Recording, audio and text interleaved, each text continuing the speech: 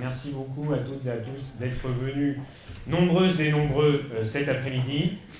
Merci évidemment d'avoir répondu si rapidement à notre appel, puisque tout cela s'est fait dans un laps de temps très très court.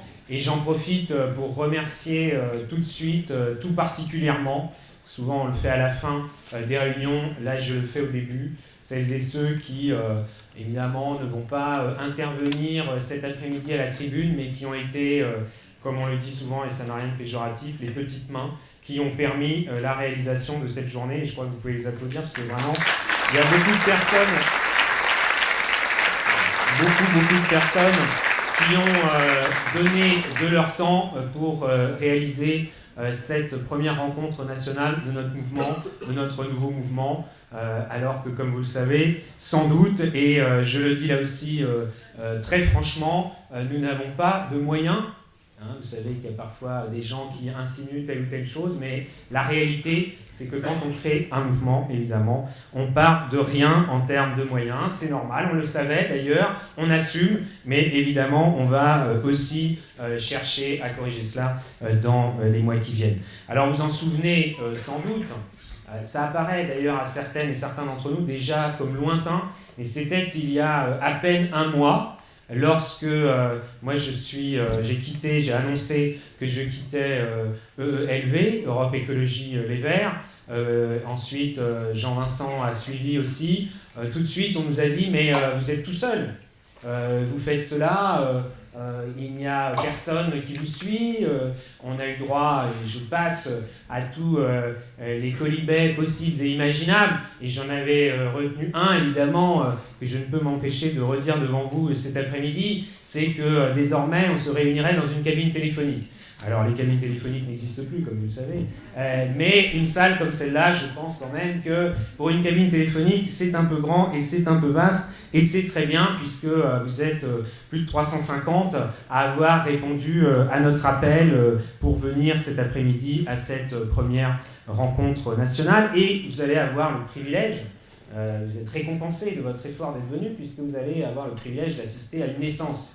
Ce n'est pas tous les jours que l'on assiste à une naissance, et toutes celles et tous ceux qui ont assisté à une naissance savent qu'évidemment c'est toujours un moment très particulier dont on se souvient très longtemps, et donc j'espère que vous vous souviendrez très longtemps de ce moment de naissance d'un nouveau mouvement, d'un nouveau parti, parce que nous n'avons pas peur du mot parti, et nous disons les choses franchement. Alors je le dis tout de suite, nous sommes modestes et humbles.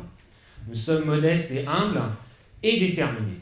Et très déterminé. Et je suis convaincu que vous l'êtes aussi, et que si vous êtes venu ici aujourd'hui, si vous avez fait pour certains d'entre vous de très longues distances pour venir, c'est que vous êtes également, comme nous, très déterminés.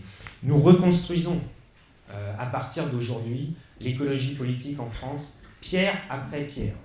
Et c'est vraiment un mouvement où on va repartir du bas de l'échelle et on va remonter les marches les unes après les autres. Nous avions dit, il y a déjà quelques mois, peut-être que certains d'entre vous étaient là, d'ailleurs le 4 avril, c'est dans une autre salle de l'Assemblée nationale, que nous engagions, que nous souhaitions un mouvement de clarification et de refondation. La clarification, je pense qu'elle est faite. En tout cas, nous avons bien avancé en la matière. Je crois que les Françaises et les Français saisissent bien l'enjeu entre une écologie pragmatique et responsable, ouverte, que nous souhaitons dorénavant incarner, et la tentation du repli, le mouvement de repli vers uniquement l'interne d'un parti, vers des postures protestataires, contestataires, et vers, il faut bien le dire, on le voit maintenant qu'il y a des élections dans quelques semaines, des alliances électorales avec ce que l'on appelle la gauche de la gauche radicale, dont on se demande surtout si elle n'est pas là pour faire perdre la gauche, ce qui est un comble pour les gens qui se disent plus à gauche que les autres. Donc ce mouvement de clarification, nous considérons qu'il est bien entamé, et je crois que pour les Français, ça va être de plus en plus net. Évidemment, le mouvement de refondation, lui, ce sera plus long, c'est quelque chose que nous commençons et qui va mettre un certain temps. Parce que, d'abord, le contexte est difficile. Nous ne sommes pas naïfs, nous sommes lucides. D'ailleurs, nous appelons systématiquement à la lucidité, à sortir du déni de réalité. qui frappe trop souvent un certain nombre de responsables politiques. La situation en France est difficile. Beaucoup de Français s'éloignent de la politique, ou rejettent même carrément la politique. Beaucoup de Français se tournent vers le Front National. Parce que quand on dit les extrêmes, ils se tournent vers le Front National. Aujourd'hui en France, le parti anti-système qui a une dynamique pour lui, c'est le Front National, et c'est extrêmement inquiétant. Et cela aussi, ça doit nous rendre toujours humbles, modestes, mais déterminés. Déterminés parce que, évidemment, nous voyons l'urgence à agir. Et je crois que ce n'est pas vous qui êtes ici dans un mouvement qui s'appelle écologiste, avec un point d'exclamation, parce que c'est une façon de l'affirmer clairement, écologiste. Avant tout, que l'état de la planète est de plus en plus dégradé, que les urgences climatiques, par exemple, sont extrêmement importantes. Les conséquences de ces dégradations planétaires, chacune et chacun peut les toucher du doigt. Ce n'est plus simplement dans des pays lointains où on regarderait les typhons, les tempêtes, etc. C'est dans notre propre pays, en France, sur les côtes de France, dans tout un tas d'endroits. Les agriculteurs voient les conséquences du réchauffement climatique, du dérèglement climatique. Et évidemment, à cette occasion, je veux saluer l'engagement, on dit l'engagement de la France. Il faut dire les choses, c'est l'engagement du président de la République, François Hollande, qui a choisi, à l'époque, dans une certaine indifférence, à la fin de l'année 2012, d'organiser cette conférence climat à Paris, et qui a relevé le défi, et nous saluons cet engagement qui est nécessaire. Mais c'est aussi, d'une manière plus locale, d'autres dégradations de la nature, de l'environnement, de la biodiversité, toutes les alertes que nous connaissons mois après mois autour de la pollution de l'air viennent montrer que l'eau, l'air, la terre qui sont pollués, c'est évidemment les fonctions vitales qui sont touchées. Est-ce que cela nous rend pessimistes? Est-ce que cela, du coup, nous ferait tendre vers une forme de catastrophisme? Sûrement pas. J'ai en mémoire ce qu'a dit Yann Arthus-Bertrand il y a encore quelques jours lorsqu'il a présenté son film Human. Je profite pour faire la publicité de ce film si vous ne l'avez pas encore vu. Il a dit « Nous n'avons plus le temps d'être pessimistes ». Eh bien oui, nous n'avons plus le temps d'être pessimistes et nous ne voulons pas cultiver justement ce pessimisme ou cette forme de catastrophisme parce que nous sommes déterminés à agir, nous sommes déterminés à enclencher une écologie qui agit. Parce que la mobilisation, elle est nécessaire. On parlait du climat, il y a des manifestations, il y a des gens qui brandissent des pancartes et c'est très bien. Il faut mobiliser nos concitoyens. Dans la mesure où on ne reste pas entre soi, bien sûr. Ce n'est pas juste dans des salles comme ici qu'on brandirait des pancartes, mais qu'on touche le grand public. Mais on le sait très bien, sur un enjeu comme ça, c'est fondamentalement politique. Si on croit pouvoir vraiment agir contre l'effet de serre, contre le réchauffement climatique, uniquement en faisant de la protestation, de la contestation, on sait très bien qu'on n'y arrivera pas. Bien sûr qu'il faut contester ou protester contre des projets qui sont néfastes, que les écologistes ont l'habitude de le faire, mais là aussi, la contestation contre des projets, l'opposition à des projets, d'aménagement. Vous savez qu'il y en a un qui est bien connu, non loin de la ville dont je suis l'élu, mais ça ne fait pas un projet de s'opposer.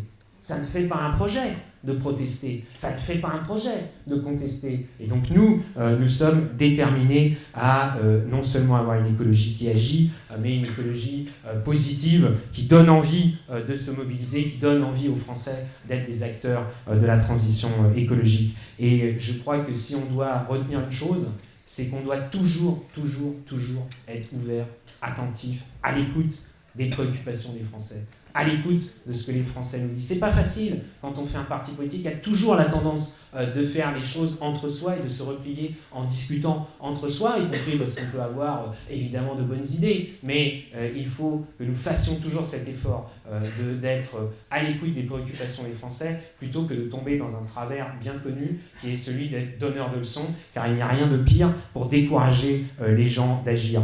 Les écologistes en France, ils ont reçu le soutien des Français à certaines occasions. Et ils ont reçu le soutien des Français chaque fois, ça c'est quelque chose que chacune et chacun peut vérifier, chaque fois qu'ils ont assumé les responsabilités, chaque fois qu'ils ont exercé les responsabilités, et qu'évidemment ils en ont fait quelque chose. Mais si nous cherchons à être élus, si nous cherchons à convaincre, si nous cherchons à exercer les responsabilités, c'est bien parce que nous pensons que nous en ferions quelque chose, et même, disons-le, quelque chose de mieux que les autres. Mais chaque fois que ça a été le cas, on a gagné en crédibilité, que ce soit au niveau local, au niveau régional, au niveau européen, au niveau national, et c'est évidemment ce que nous voulons faire, et nous voulons que le parti écologiste que nous créons maintenant, que nous lançons maintenant, et nous aurons un petit éclairage tout à l'heure sur l'opinion, il ressemble aux Français qui votent écologistes. On veut que les Français qui votent écologistes, ils aient un parti qui leur ressemble, au lieu d'avoir un parti qui leur tourne le dos et qui prend des options qui sont exactement opposées à ce qu'ils souhaitent dans leur très grande majorité. Véronique Massonneau parlera tout à l'heure de l'écologie. Je te cherchais, je pensais que tu étais là, mais tu es au premier rang. Véronique en parlera juste après moi, justement, de cette conception de l'écologie. Et je veux juste te dire, Véronique, d'abord, saluer ta présence ici parmi nous et te dire qu'évidemment, nous sommes très heureux que tu nous aies rejoints. Et ça, vraiment, ça nous fait très plaisir parce que je crois justement que tu incarnes avec d'autres, cette écologie positive et cette écologie qui donne envie d'être écologiste. Nous allons continuer à rassembler. Et là aussi, c'est un mot d'ordre que je veux marteler, c'est de rester toujours un parti ouvert. Toujours. Et évidemment, certains me l'ont dit quand on a préparé cette rencontre, mais il y a des écologistes ailleurs, vous allez quand même... Bien sûr que nous travaillerons avec les écologistes qui sont ailleurs, ça c'est évident. Et d'ailleurs, nous leur disons dès aujourd'hui, mais nous leur dirons encore dans quelques semaines, dans quelques mois, qu'ils sont les bienvenus et que nous les accueillerons à bras ouverts quand ils voudront pour nous rejoindre, parce qu'il faudra évidemment nous rassembler. Et évidemment, nous le disons à un certain nombre de personnes que nous connaissons encore un peu plus que d'autres. J'ai envie de le dire à Denis, à Eric, à Corinne, à Joël. Chacun se reconnaîtra et qui sait peut-être un jour à Emma que nous les accueillerons à bras ouverts le jour où ils le voudront.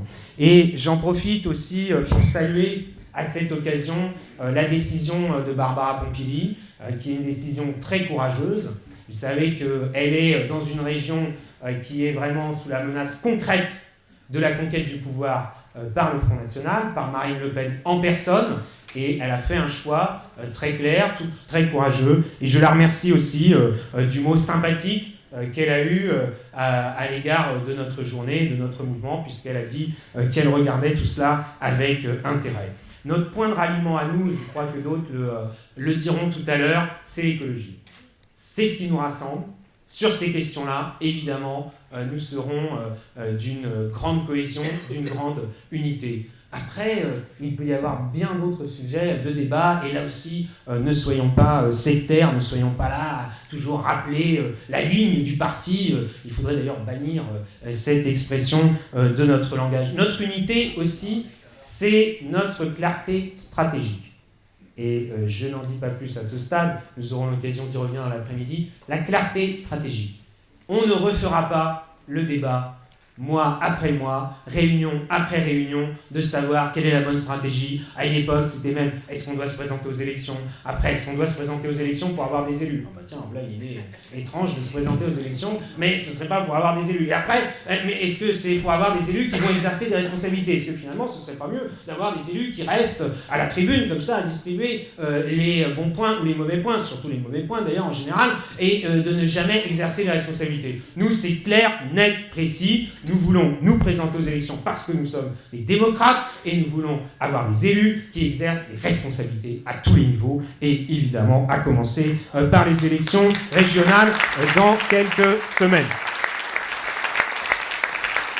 Nous créons un nouveau parti parce que nous pensons que c'est utile à l'écologie, évidemment, je l'ai longuement développé. Mais c'est aussi notre contribution modeste, mais notre contribution au fonctionnement démocratique de la République. Nous sommes attachés au bon fonctionnement de la République, à la République. Et en même temps, le parti que nous créons, il ne sera jamais une fin en soi. Et moi, j'y veillerai. Je trouve qu'il n'y a rien de pire que les discours qui disent « Oui, mais on fait ça pour le parti. Oui, mais il faut préserver le parti. Oui, mais attention, il faut quand même qu'on pense au parti. » Non, je crois qu'il faut se dire que si nous sommes là, c'est parce qu'il y a des Français qui nous soutiennent, qui à un moment donné ont fait le geste, fait peut-être même l'effort, de s'intéresser à ce que nous disons et qui ont mis un bulletin de vote dans une urne un dimanche à une élection. Et jamais, jamais nous ne devons oublier que c'est là notre raison d'être.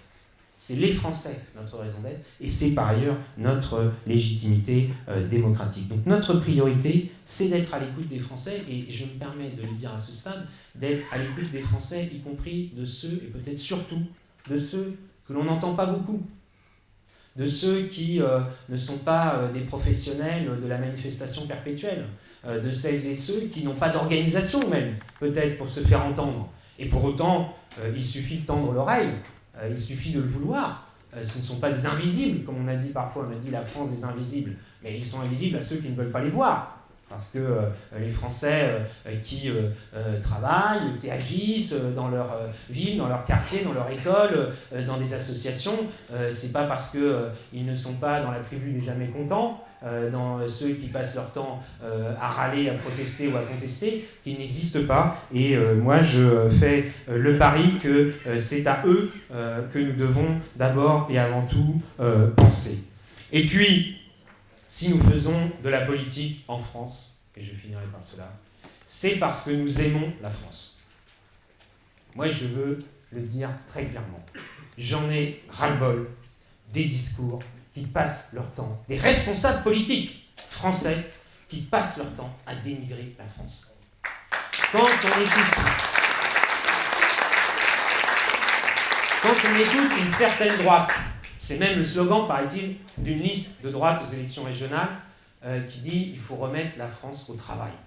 On a l'impression que les Français seraient des fainéants. C'est quand même un comble. Tous les Français, on les a oubliés, les fameux Français qui se lèvent tôt, les Français qui vont travailler, qui sont actifs partout, et on nous ferait passer pour des fainéants. Mais il y a aussi, moi je le dis, une certaine gauche, quand on l'entend être dans la repentance perpétuelle, qui est tout le temps à expliquer quasiment que la France serait le pire endroit où vivre. Bah nous, justement, nous pensons l'inverse.